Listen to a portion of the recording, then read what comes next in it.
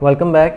इस वीडियो के अंदर हम ऑटो कीवर्ड जो C++ के अंदर है उसको हम एक्सप्लोर करेंगे। उसकी जो बेसिक्स हैं, बिल्कुल बेसिक्स जो हैं वो हम देखेंगे, क्योंकि यूजुअली जो ऑटो कीवर्ड है वो जिन चीज़ों और जिन जगहों पे इस्तेमाल होता है उस जगह पे अभी हम पहुंचे नहीं हैं। टाइप कास्टिंग की बेटर अंडरस्टैंडिंग के लिए मैंने सोचा कि ऑटो कीवर्ड जो है उसका थोड़ा सा इंट्रोडक्शन हम कर लेते हैं, ताकि उसके अंदर जब मैं उसको आपको समझा रहा हूँगा तो वहाँ पे मैं एक दो जो लाइंस हैं, जो एक्सप्रेशंस हैं वो यूज़ करूँगा, तो उससे आपकी सेंस जो है वो अच्छा बन जाएगा उसका जो हम टाइप कास्टिंग करेंगे, क्योंकि वो बहुत इंपॉर्टेंट है और वो इस लेवल पे ही हमने करना है।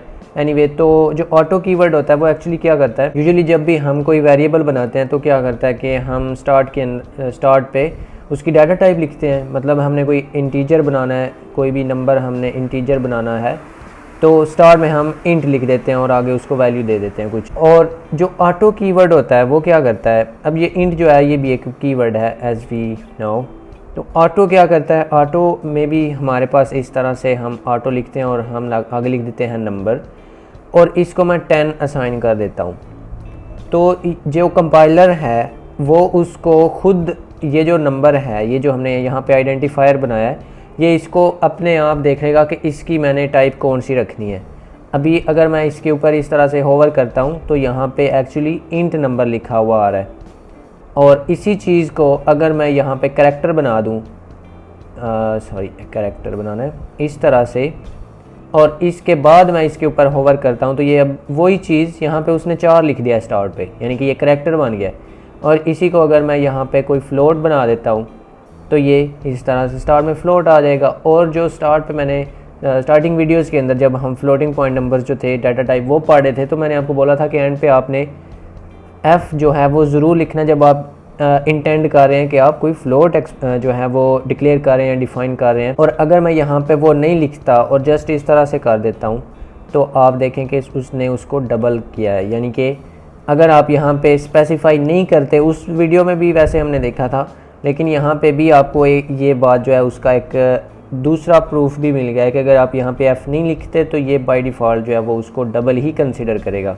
तो इस तरह से ये जो ऑटो कीवर्ड होता है ये कंपाइलर जो है वो खुद देख लेता है। जब हम असाइनमेंट ऑपरेटर की राइट साइड पे जो भी लिखते हैं, जो जिस तरह की भी वैल्यू लिखते हैं, उस हिसाब से वो उसको असाइन करा देता है।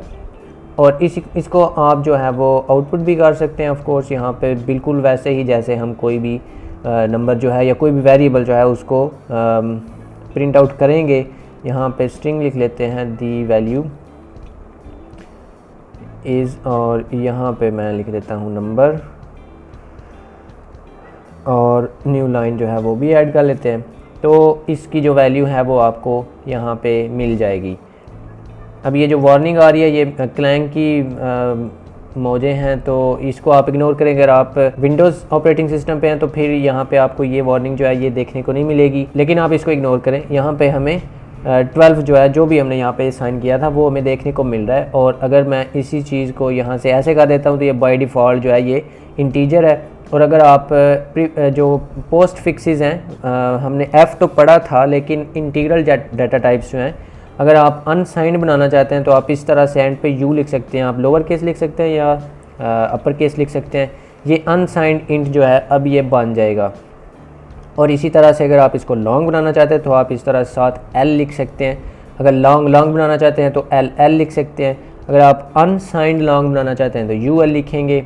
और इनके जो केसेस हैं वो इस तरह से, मतलब आप ऐसे भी लिख सकते हैं अगर आप चाहें उल, अगर आप इस तरह से लिखना चाहें तो भी ये ठीक है।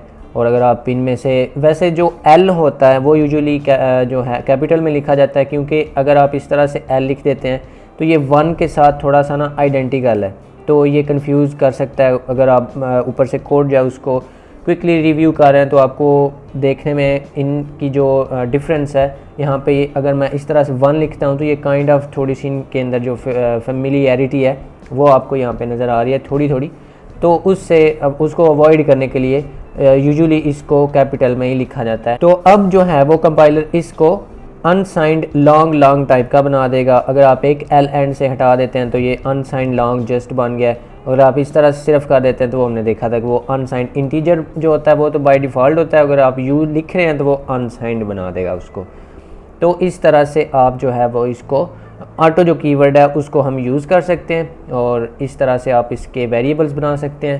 اور ہم اس کو اس طرح سے نہیں بناتے، میں نے سٹارٹ میں بتایا کہ ہم اگر انٹیجر بنانا ہے تو ہم اس کے سٹارٹ پہ انٹیجر ہی لکھیں گے، ہم ادھر آٹو نہیں لکھیں گے۔